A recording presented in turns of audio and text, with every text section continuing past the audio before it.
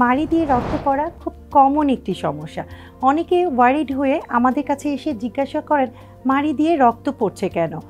আর তাই আজ জানবো মাড়ি দিয়ে রক্ত পড়ার কারণ এবং তার প্রতিকার।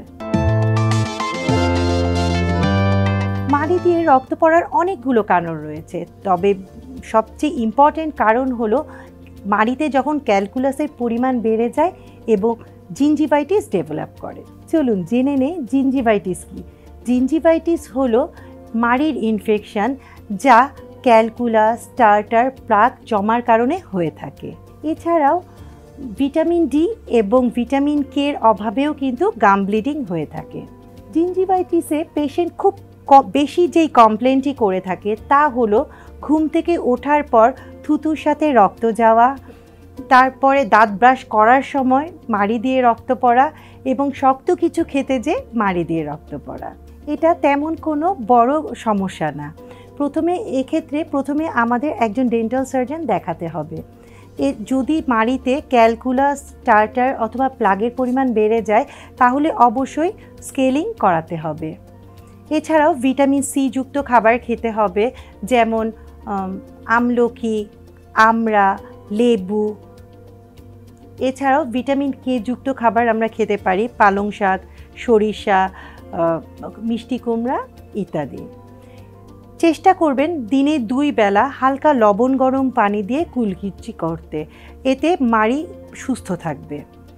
তারপরেও আমরা সবসময় পেশেন্টদের সাজেস্ট করে থাকি 6 মাস পর পর স্কেলিং করানোর জন্য। তারপরেও 6 মাসও যদি আপনারা না পারেন তাহলে অবশ্যই বছরে একবার স্কেলিং করাতেই হবে। আমার একটি পেশেন্টের মজার অভিজ্ঞতার কথা আপনাদের সাথে শেয়ার করি। পেশেন্টের বয়স 25 থেকে 26। তিনি আমার চেম্বারে এসেছেন। আমি ফার্স্ট তাকে জিজ্ঞেস করেছি আপনার কমপ্লেন কী।